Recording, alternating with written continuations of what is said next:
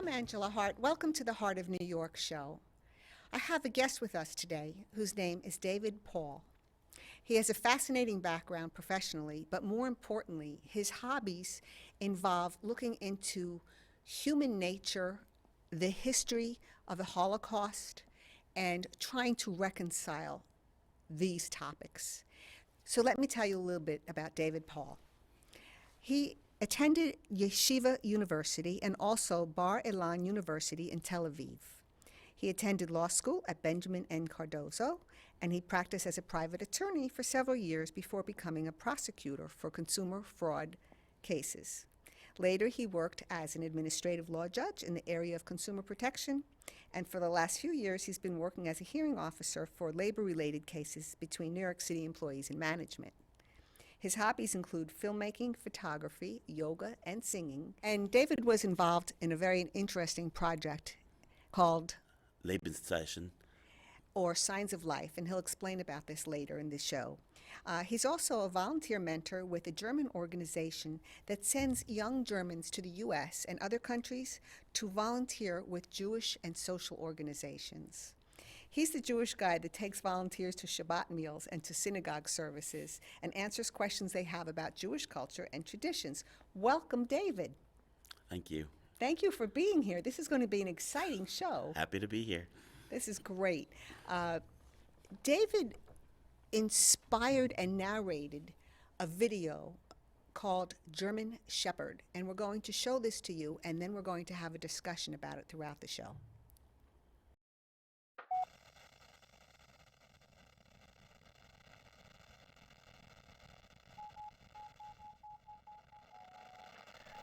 That's why it started as a project to kind of digest this part of history that was too difficult for me to really comprehend. But it's really, you might have little aspects of it that are resolved, but in the end, it doesn't go down smoothly, and you just have to kind of jump over this period and move on.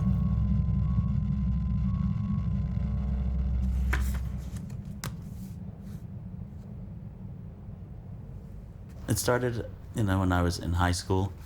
I was very cynical, always questioning everybody, all the rabbis. I wanted to know where am I going to when I die, and where am I going to be, and where's my friend Peter Riley going to be since he's not Jewish, and they would just never give me good answers.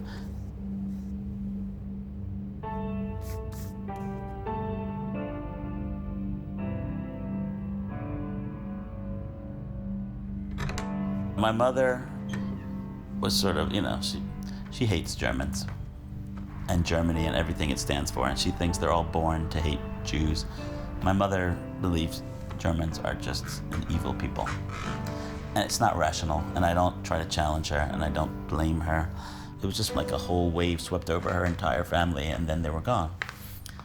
I think that's why she always had this kind of obsessional connection with her old dead relatives, And she always talked to her dead relatives at night whenever my father wasn't around, in Polish or Yiddish.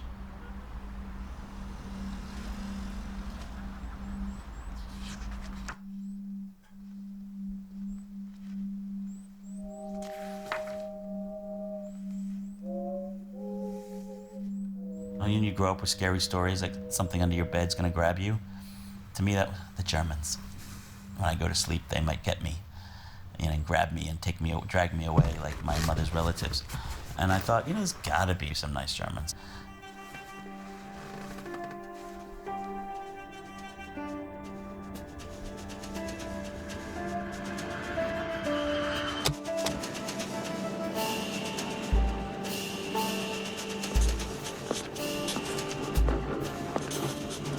So I ended up in Berlin, and I've been going back there pretty much ever since, over the last 20 years. I guess I go once or twice a year. And over the years, I developed a lot of friends. In fact, I think I have more friends in Berlin than I do at my home in New York. Something about the city that constantly draws me back there.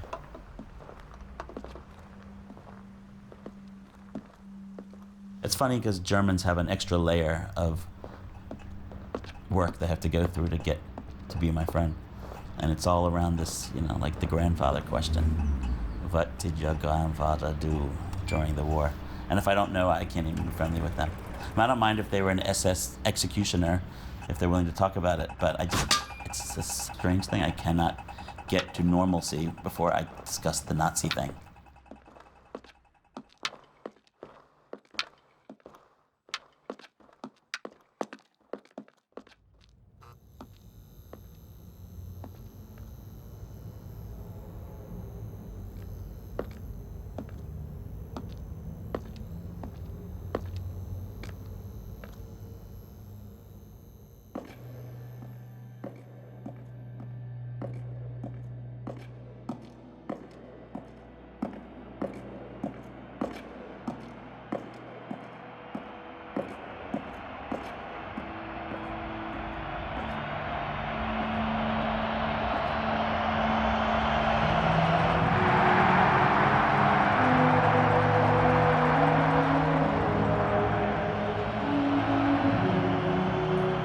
There weren't 20 Nazis that did this. There were hundreds of thousands of people who were involved and millions more that did nothing.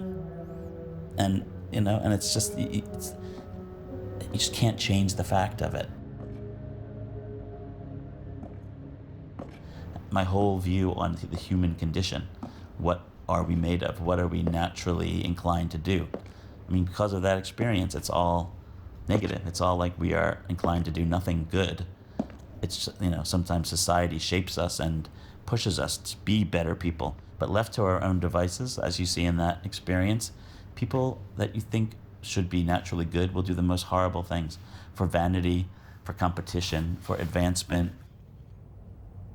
I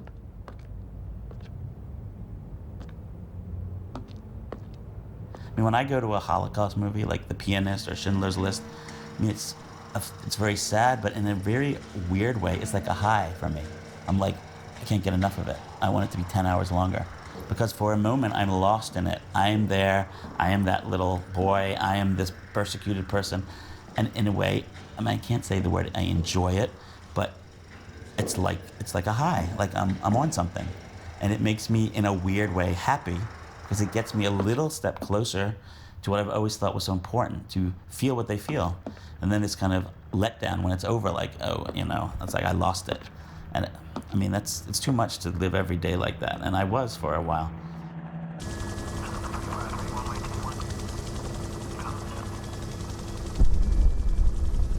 Unfortunately, what I'm left with, and I'm always hoping to have a better view of it, I mean, we really are born into this world not naturally inclined to do good, to be kind, to be generous.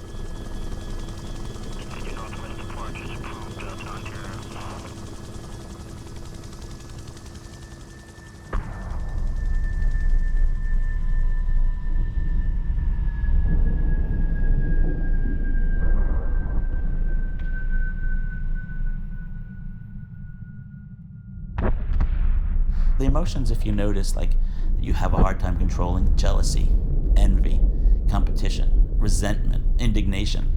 Those are the things that you really have to get hold of. And if they're allowed free rein, you do the bad things, not the good things. You preserve the world when you can, and as it gets closer, it's really just me. It's all about me. In the end, I think, at our nature, it's all about me. Me. Me.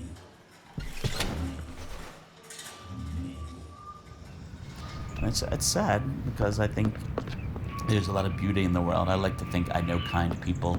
I like to think I am kind. I like to think, naturally I would be. Of course, I'd love to say, look at me now. I would be a resistance fighter. I would protest. I would leave the country. But you know what? I might be like everyone else. And I think when it comes to evaluation of the human condition and what are we like at our base, the answer to that question, always disturbs. I don't know. I might have been just like them.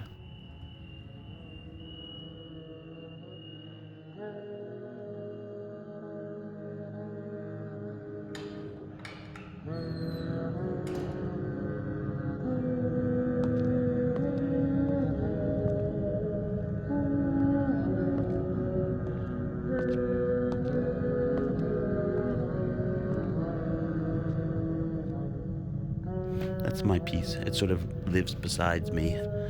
The subject is kind of a friend that, sometimes treats me well and sometimes treats me bad, but better to have it living next to me instead of living inside me.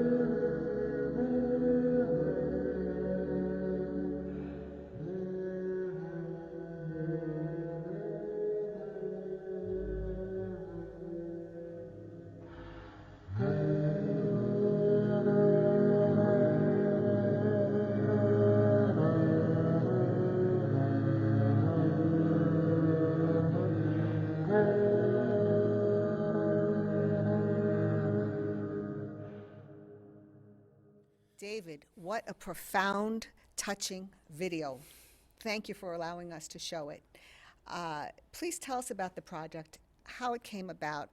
Well, it was several years ago, around 2014.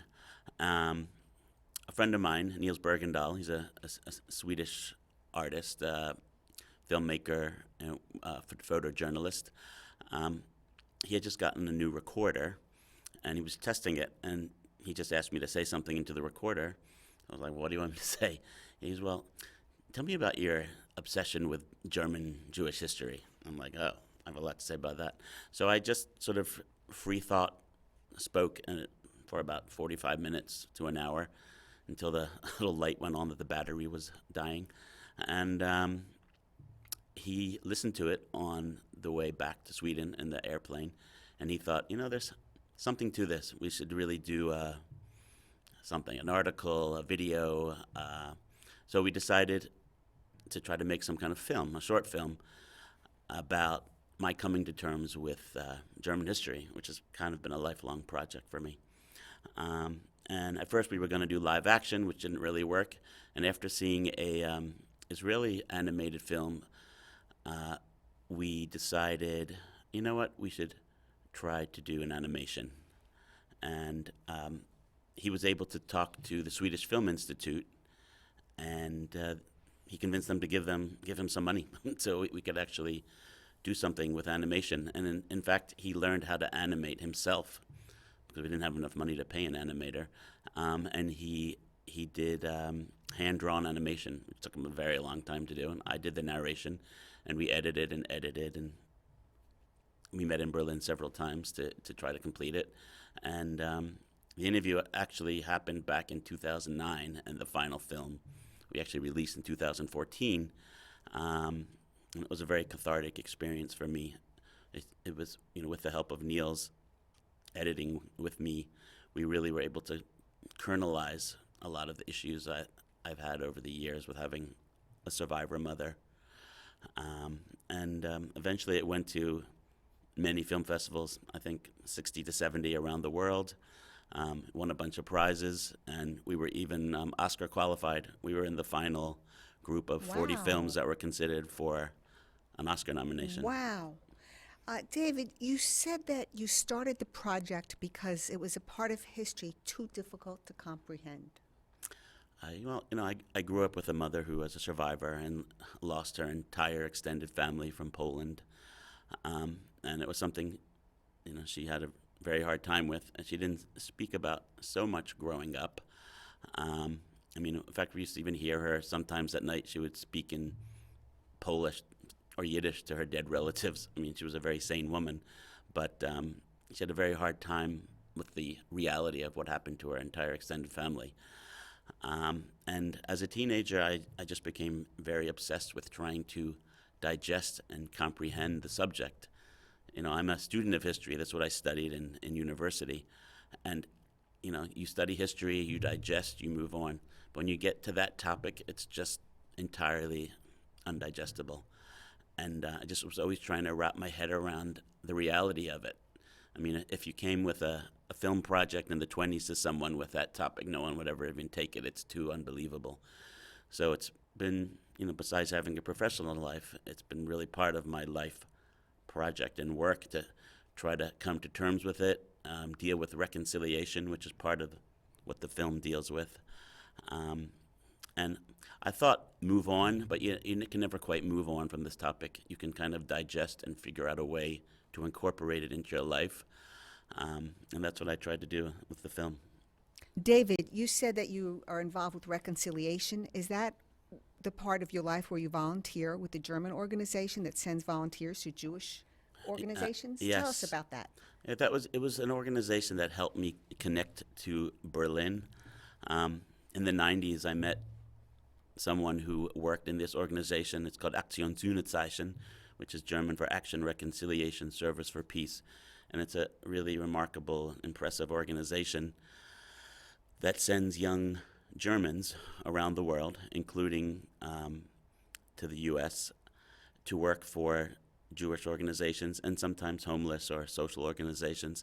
It's a kind of give back post-war. And to me, I was very impressed with the reconciliation aspect of it, and I got involved with them as a kind of mentor for the young students, so usually 18 to 20. And they work for a lot of organizations visiting Holocaust survivors and working with survivors, and at the JCC and the American Jewish Committee. And I connect with them, and I'll take them to a Shabbat meal, take them to a synagogue service, answer their questions about Jewish topics. Sometimes they meet a survivor, and it's a little awkward for second or third generation whose grandparents might have been involved somehow, or at least been part of the Nazi party, to connect with these survivors. And for the most part, they have very good interactions. I know in the early 90s, the first survivor I met said it was a real shock, for him and the survivor to interact. That's what I was going to ask you. How do you prepare the Jewish organizations to prepare their members to receive the German volunteers? Who sets up the path? It's each Jewish organization. There's several of them that are involved. They prepare their survivors for the young Germans that come over. There have been instances where a survivor has said, I don't want a young German volunteer. I think that was more in the earlier days. Today, the survivors, they're mostly late 80s or 90s. Mm-hmm. And from what I hear from the German volunteers, they're very grateful to have them. They talk to them, they maybe help them with some errands, they listen to their stories, and it's a beautiful way of reconciliation of a very hard topic. These young Germans that I work with, they kind of go back to Germany as ambassadors of more informed about the Holocaust, Israel, Jewish tradition, and they make their own influence after they learn what they've learned in the United States through their project. So it has far-reaching effects. It has far-reaching.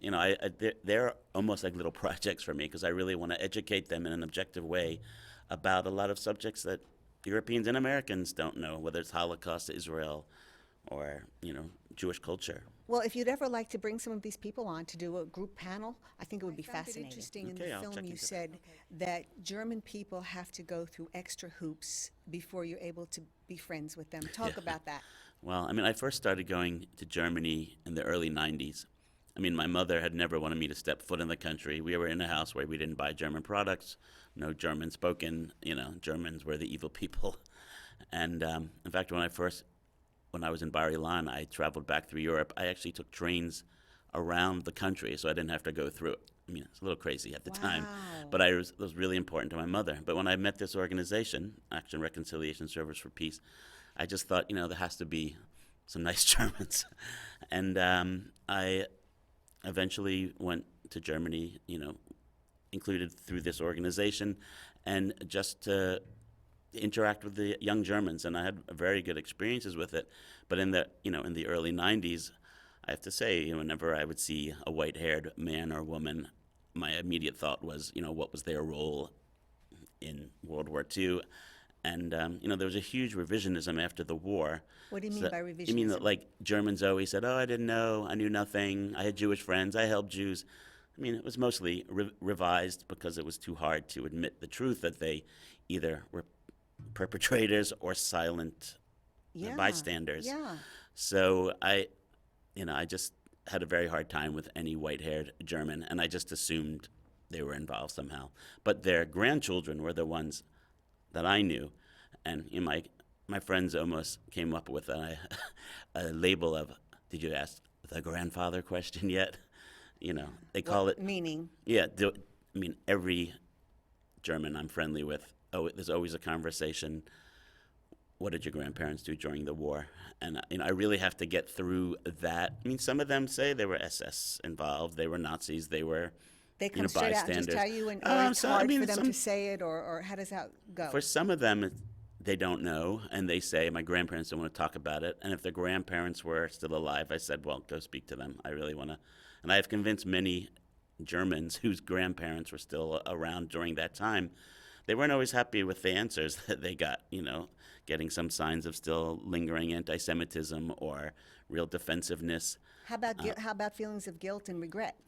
I think most Germans of my generation or younger, it's not so much guilt as much as responsibility for understanding the past and making sure nothing is repeated.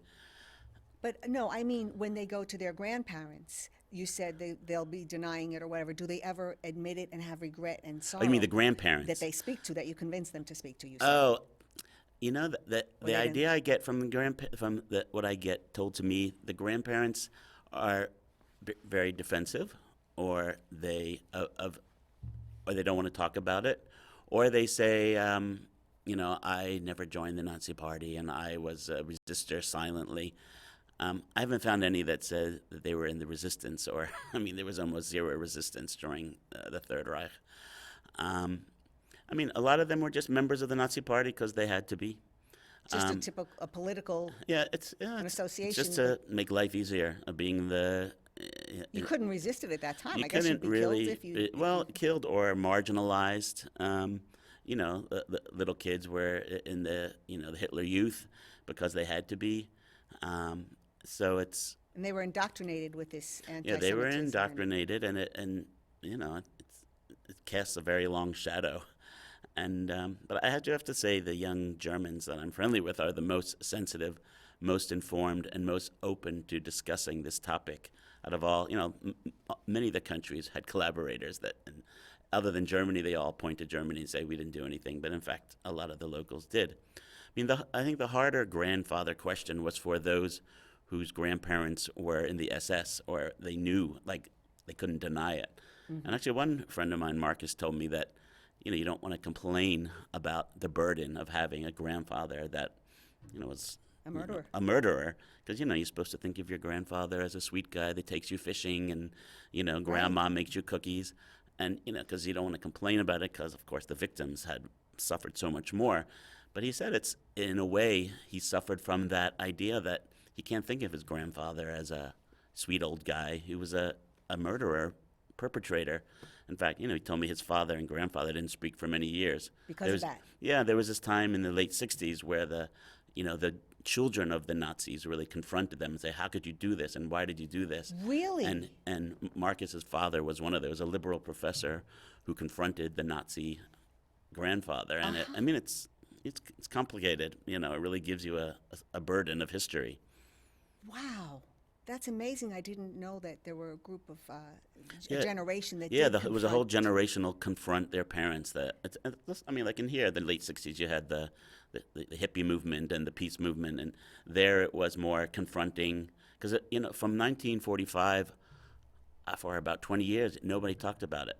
Nobody talked about the concentration camps. It was just silence. And finally, in the 60s, the generation that grew up to be adults, they confronted their parents with it.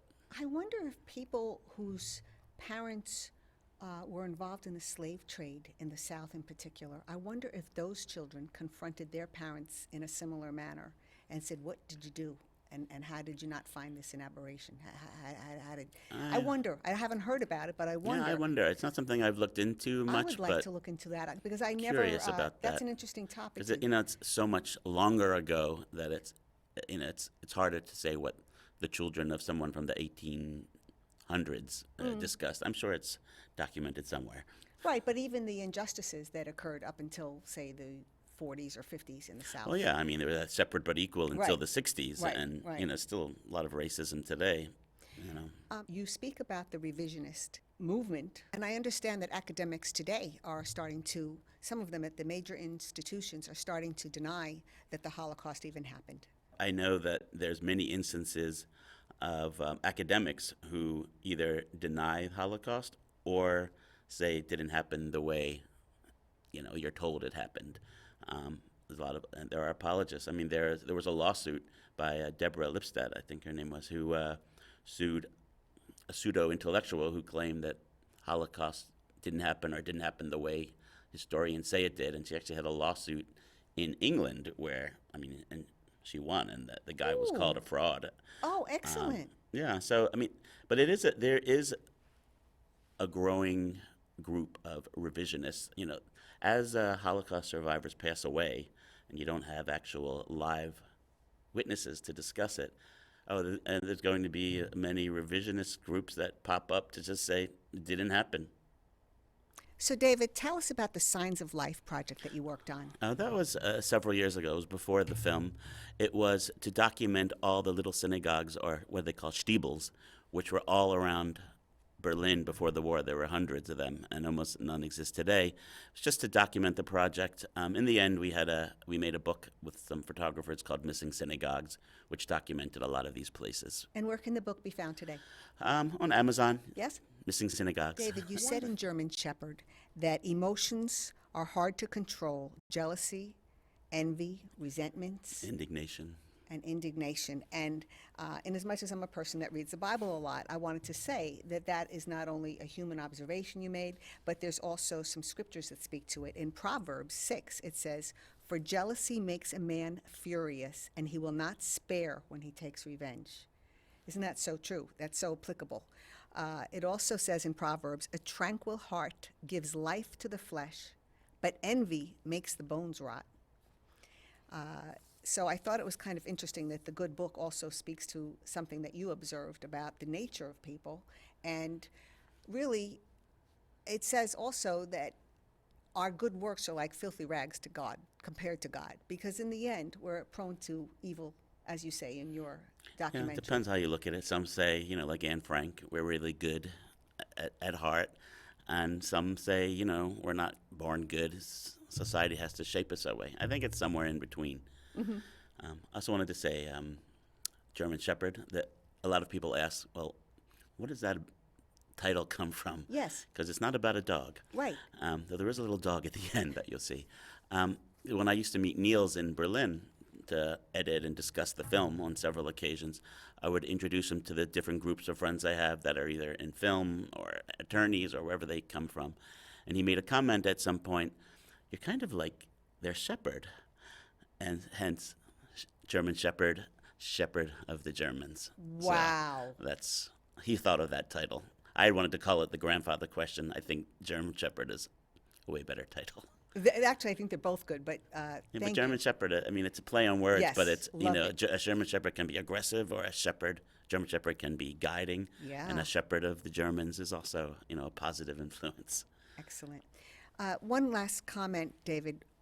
At the end of the video, German Shepherd, you say, "It's almost like a familiar friend, but it's better to have this subject living next to me like a friend than living inside me." Yeah, what I touched on earlier about the undigestibility of this subject. There was a period where I would wake up thinking about it. I would see groups of kids and think about the kids killed in the Holocaust, and it's hard to live like that every day. So I knew I was not going to digest and move on. So I figured out a way to kind of create it, as my friends called it, the subject, capital S. Mm-hmm. I kind of remove it from myself, place it next to me, and visit it when I need to. It's going to be a lifelong project. I realized at some point I wasn't going to just move on from it. And it, like I said, it's kind of a friend. Sometimes treats you well and sometimes doesn't treat you well. Sometimes I'm very disturbed by what I dive into, and sometimes I find some comfort from it. But it lives besides me instead of in me. very wise, very profound journey that you've been on and you continue to be on. I'd like to delve into this subject a little more. There are a lot of people in your generation who have parents who are survivors, and I might like to do a series on this topic. I think what you're doing is healthy, productive, and important for society, not only for Jewish people, but for Gentiles as well, because we need to be educated about this, because it's such a foreign topic to people even my age that are born in America, whose parents and grandparents have not gone through the horrors that yours have, and it provides a different paradigm from which to view. So thank you for coming on the show, and I hope that we'll get to have you come on again. Thank you. Thank you, viewers, for watching. We're on Tuesdays and Thursdays in Manhattan, and we're also having the shows aired on YouTube, so you can catch them there. Thanks for watching. Goodbye now.